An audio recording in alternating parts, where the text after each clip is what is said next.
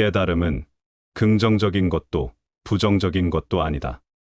그것은 양극을 초월하기 때문이다.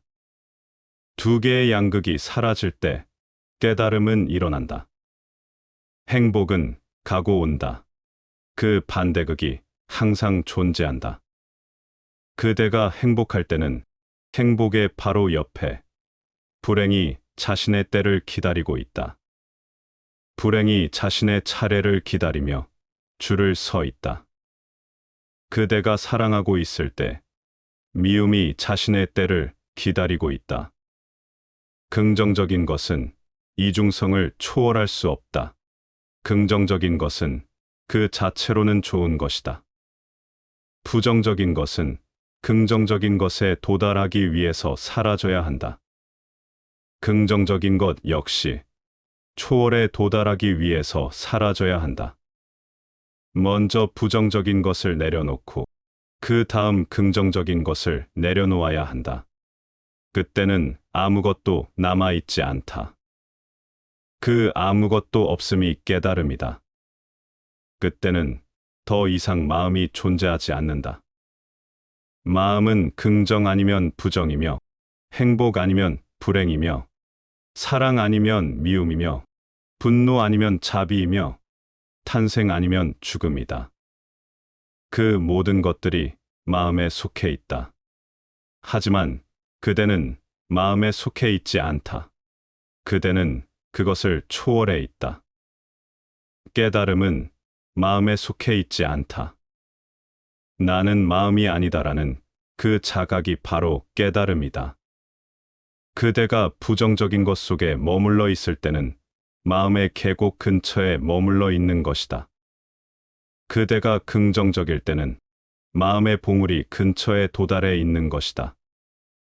양쪽 모두를 내려놓아야 한다.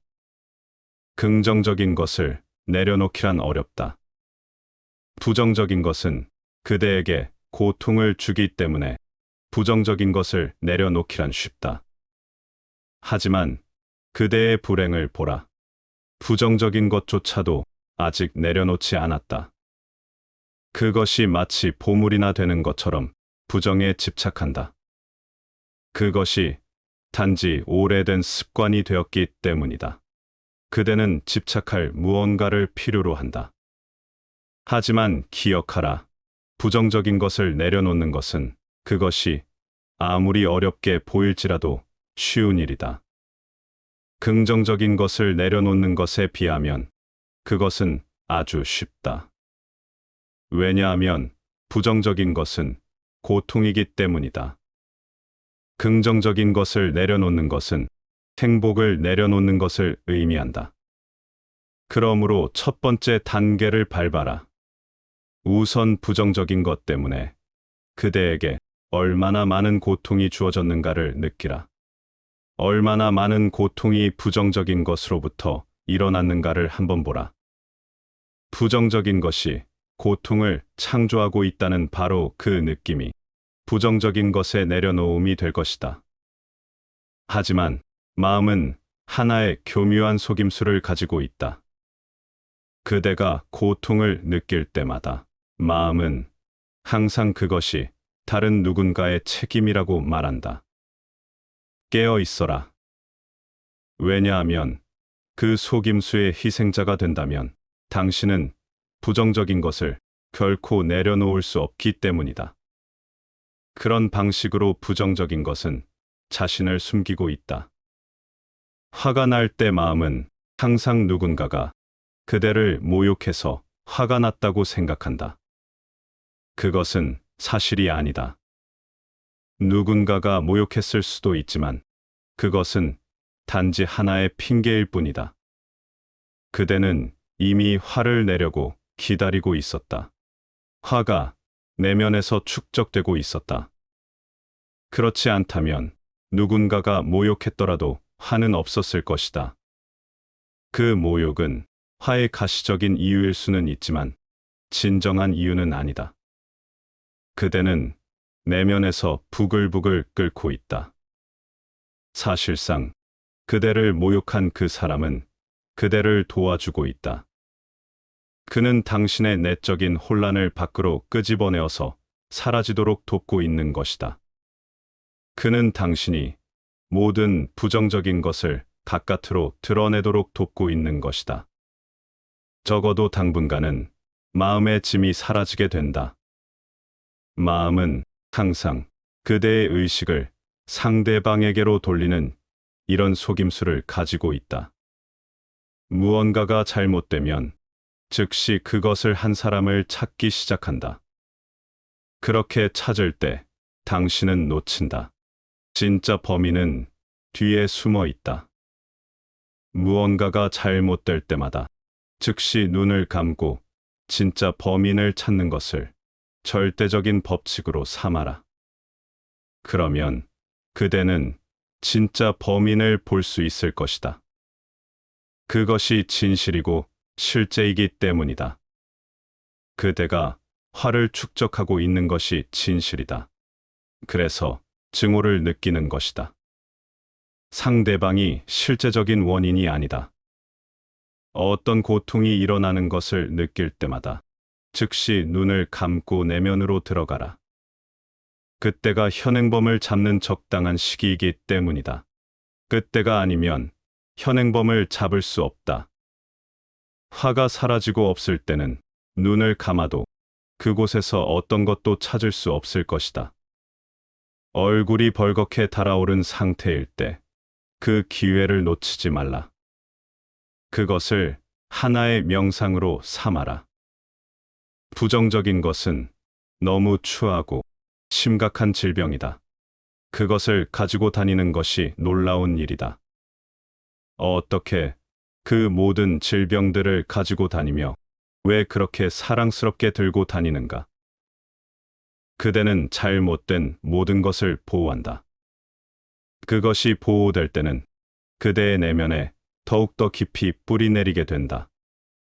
일단 문제를 만드는 것이 자신의 부정성이라는 사실을 깨달을 때 그 부정성은 저절로 사라진다. 그리고 부정적인 마음이 저절로 사라질 때 그 아름다움이 있는 것이다. 부정적인 마음을 없애려고 노력할 때 그것은 그대에게 달라붙을 것이다. 그것을 없애려고 하는 바로 그 노력이 그대의 이해가 아직 성숙하지 못했다는 사실을 보여주기 때문이다. 그래서 그것을 없애기 위해서 노력이 필요한 것이다. 내가 쓰레기를 들고 다니면 그것이 쓰레기라는 이해 말고 그 쓰레기를 버리려는 어떤 노력이 필요한가? 내가 그것을 버리기 위해서 어떤 노력을 한다면 그 의미는 노력으로 이해를 보충하고 있다는 뜻이다.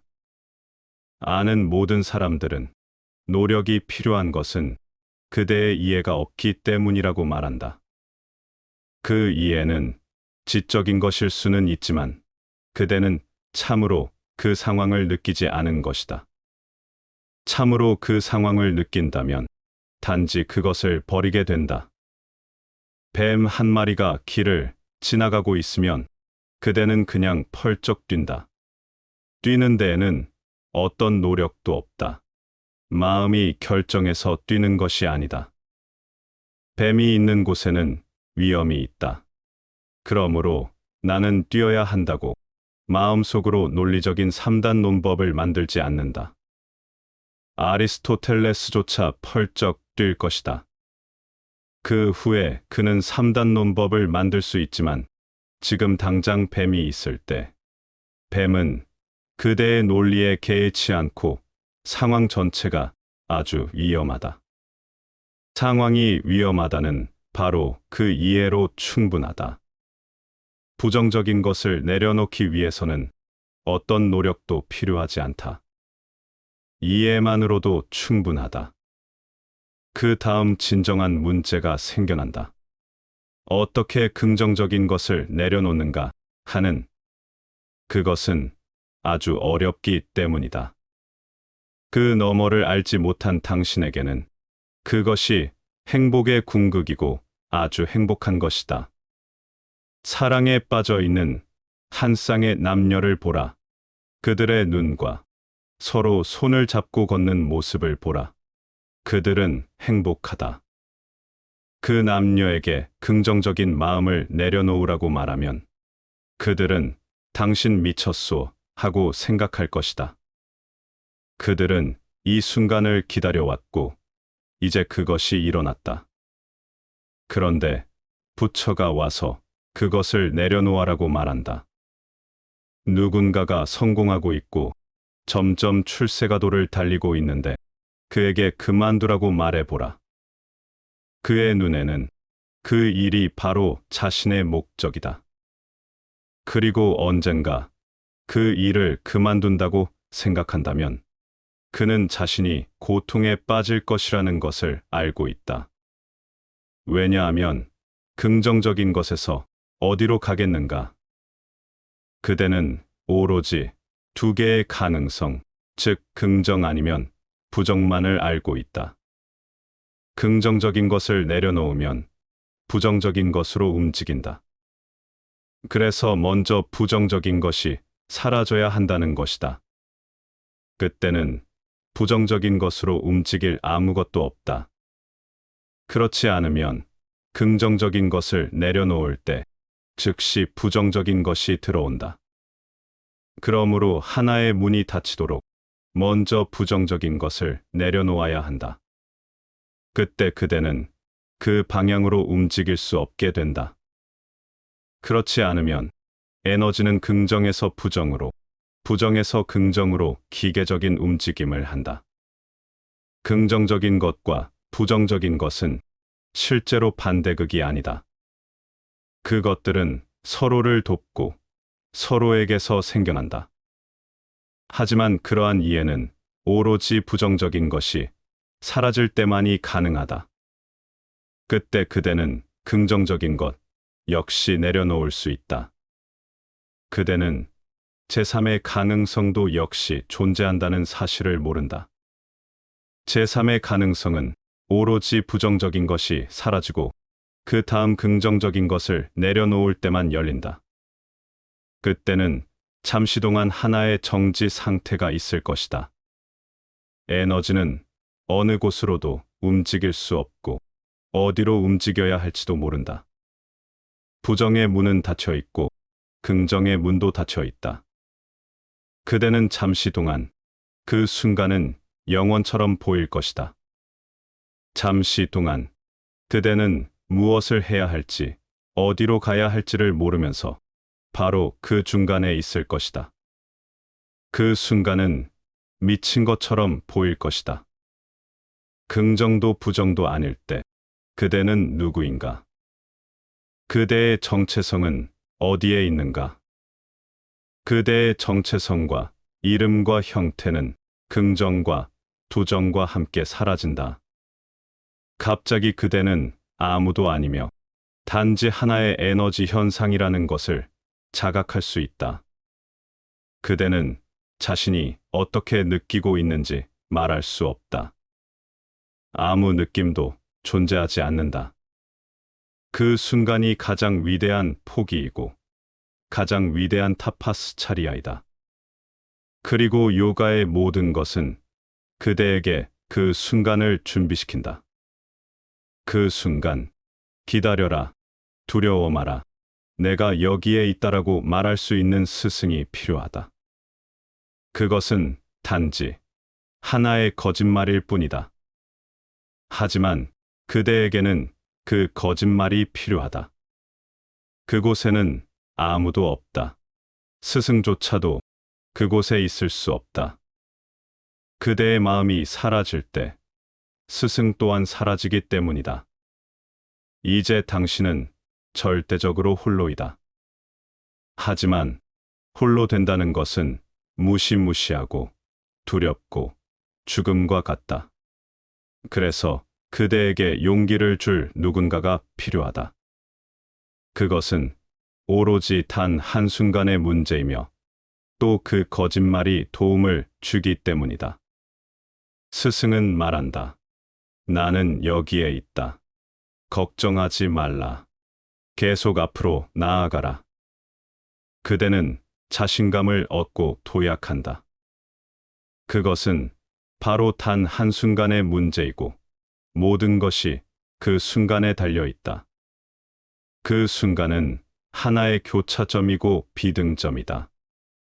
그 단계를 밟는다면 그대는 영원히 마음의 영향을 받지 않는다. 다시는 긍정도 부정도 없을 것이다. 그대는 존재하는 가장 위대한 순간인 그 일시적인 순간에 머물러 있을 수 있다. 어떤 다른 순간에서도 그렇게 긴 시간을 느끼지 못할 것이다.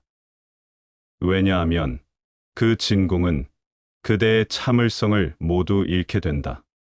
과거 전부가 사라지고 갑자기 텅 비고 그대가 어디에 있는지, 누구인지, 무엇이 일어나고 있는지 모르게 된다. 그것이 광기의 순간이다. 그 순간에서 돌아가려고 노력한다면 그대는 항상 미친 채로 남을 것이다. 많은 사람들이 명상을 통하여 미치게 된다. 그 순간에서 그들은 뒤로 물러난다. 이제 뒤로 물러날 아무것도 없다. 왜냐하면 긍정과 부정은 이미 사라졌기 때문이다. 그것들은 더 이상 존재하지 않는다. 집은 이제 더 이상 존재하지 않는다. 그대는 그 집으로 돌아갈 수도 물러날 수도 없다. 그것이 광기의 상태이다. 그대는 아직 초월을 성취하지 못했고 돌아와서 마음을 찾는다. 그것은 더 이상 존재하지 않는다. 그 집은 사라져 버렸다. 그 상태에 있는 것은 아주 고통스럽다. 처음으로 진정한 고뇌가 일어난다. 그러므로 스승이 필요하다. 스승은 그대가 돌아올 것을 허용하지 않고 앞으로 나가라고 강요할 것이다. 왜냐하면 한번 그대가 되돌아간다면 다시 그 지점으로 데려놓는 데에는 엄청난 노력이 들기 때문이다. 아마 수많은 생 동안 그대는 그 상태를 놓칠지도 모른다. 이제 그것을 이해할 마음조차 없기 때문이다. 수피즘에서는 그 상태를 마스트, 즉 광인의 상태라고 부른다. 그 상태는 정말로 이해하기가 힘들다. 그 사람은 있기도 하고 없기도 한 양쪽 모두의 상태이기 때문이다. 그는 웃으면서 동시에 운다. 자신이 무엇을 하고 있는지, 그것이 해로운지 해롭지 않은지를 알지 못한다. 스승 없이 누군가가 명상 속으로 들어간다면 그런 결과가 생길 수 있다. 스승은 울타리가 되어 줄 것이다. 그는 바로 그대의 뒤에 서서 뒤로 돌아가도록 허용하지 않을 것이다. 그는 하나의 바위가 될 것이다. 그리고 뒤로 돌아갈 길을 발견하지 못할 때 그대는 도약을 해야 할 것이다. 어느 누구도 그대를 위해 그것을 대신해 줄 수 없다. 어느 누구도 그 순간에 그대와 함께 있을 수 없다. 하지만 일단 도약을 한다면 그대는 모든 이중성을 초월한다. 부정도 긍정도 모두 사라진다. 그리고 그것이 깨달음이다.